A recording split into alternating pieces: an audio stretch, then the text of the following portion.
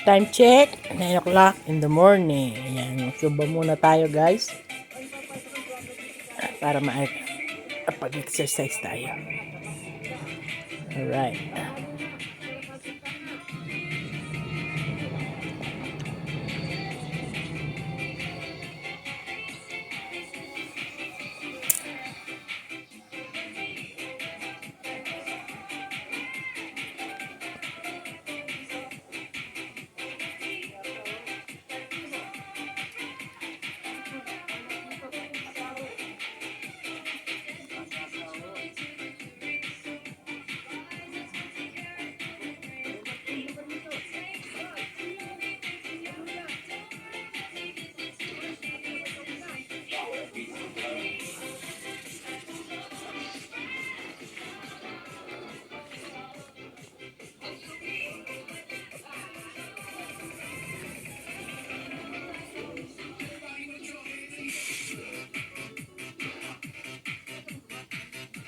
Ayan, mga picture ng mga anak ni Bong.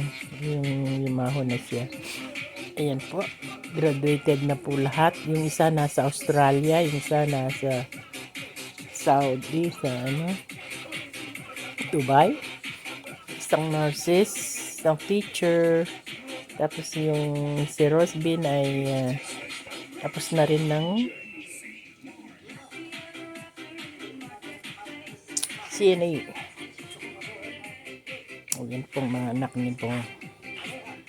Nakatira po sila dito sa aming bahay. Hindi, binili ko itong bahay na to 2001 pa. Ngayon lang ako nag-stay twice na. Last year tsaka ngayon. Ngayon medyo mahaba. Mahaba ang pag-stay ko dito.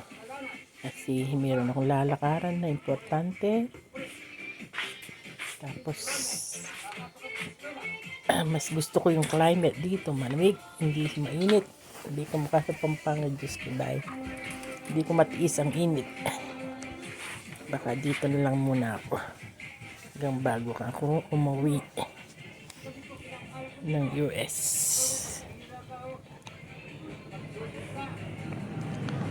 Feel comfortable po ako dahil nga sa climate, kamukha nung nasa amin sa US. Yan po ang paligid ng aming bahay, yung daan. Tabi po kami ng daan. Yan ang loob ng bahay. Buhat nung binili ko to, hindi ko pa pinagawa. Kaya by next year, I hope so. Paano ko to? Paggagawa ko po ng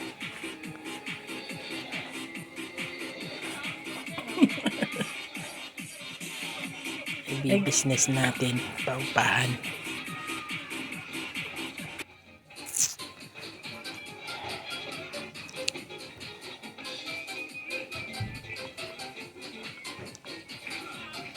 Mapali na Milet.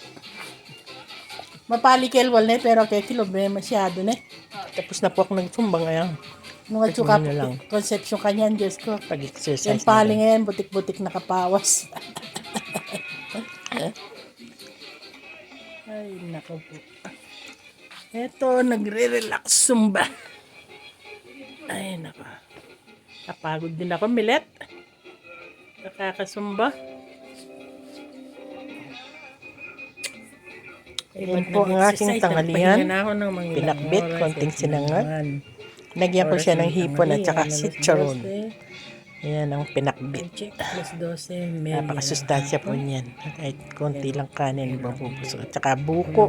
Buko po yan, pure na walang sugar. Yan po ang aking lunch for today. Kahit po tayo. Po ang aking kakainin. Mangantana sa Kapampangan. Gulay. Tsaka konting kanin. Kahit po tayo. May danop kuling. May kalugko. Tsaka piniritong isda. Ano yan? Milk fish bangus. Maliit lang po siya. Masarap siya.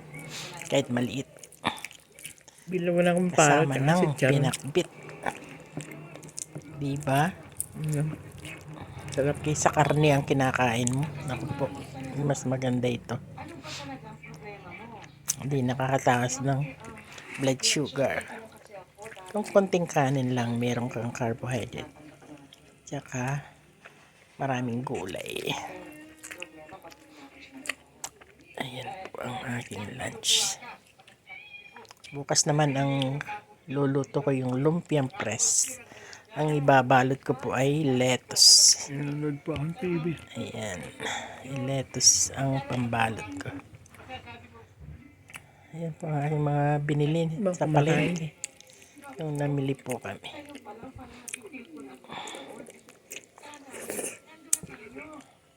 Mabuti pa sa mga pagkain ganito, mahaba ang buhay. Tapos madalas po akong umiinom ng lemon with water. And may dala akong green tea, ginger. Yan po ang aking mga snack.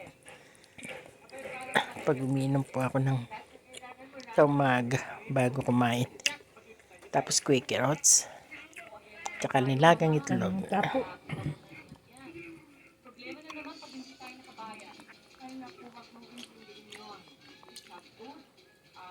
Pinakbit.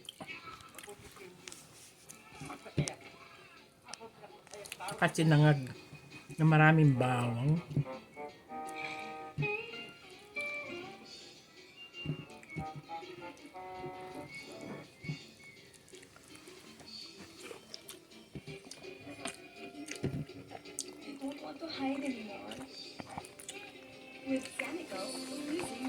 Tapos may buko ako. Ayan.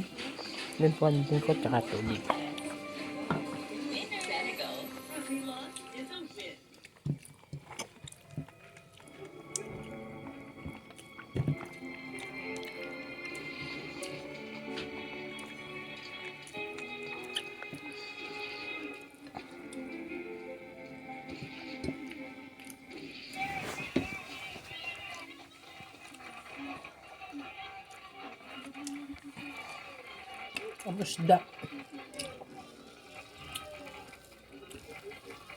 Tapos bangus.